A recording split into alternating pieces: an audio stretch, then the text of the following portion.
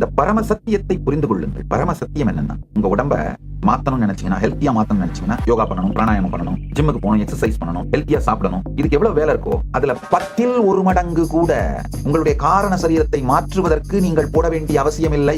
உங்க காரண சரீரத்தை மாற்றுவது அவ்வளவு சுலபம்ங்கய்யா. அதனால தான் சொல்றேன், நீங்க இந்த காரண சரீரத்தை மாற்றுவது கடினம்னு நினைக்கிறதால தான் முட்டுச்சந்தில போய் முட்டிட்டு இருக்கிறதே வாழ்க்கையா நினைச்சிட்டு இருக்கீங்க. முதல்ல போய் உங்க காரண சரீரத்துல வறுமை அப்படிங்கறத அழிச்சிட்டு ஒரு $1 பில்லியன் இல்ல 10,000 கோடி எழுதி வைப்பீங்க. அது மேனிஃபெஸ்ட் ஆகி வாழ ஆரம்பிச்ச உடனே அதுக்கப்புறம் திரும்ப போய் 10,000 கோடிங்கிறத அழிச்சிட்டு $1 பில்லியன் அழிச்சிட்டு ட்ரில்லியன் எழுதுவீங்க. அதுவும் மேனிஃபெஸ்ட் ஆகி வாழறத பார்க்கும்போது, ஆடே இவ்வளவு பெரிய சக்தி இருக்கிற என்னுடைய காரண சரீரத்தை ஏன்டா இந்த வெறும் ட்ரில்லியன் பில்லியன்ல செலவு பண்ணிட்டு போனேன், பரமுக்தி பரமசிவமே நாம் என்கின்ற பரமுக்தியில் இருப்போம் எழுதி வச்சிட்டீங்கன்னா அது மேனிஃபெஸ்ட் ஆக ஆரம்பிச்சிடும்.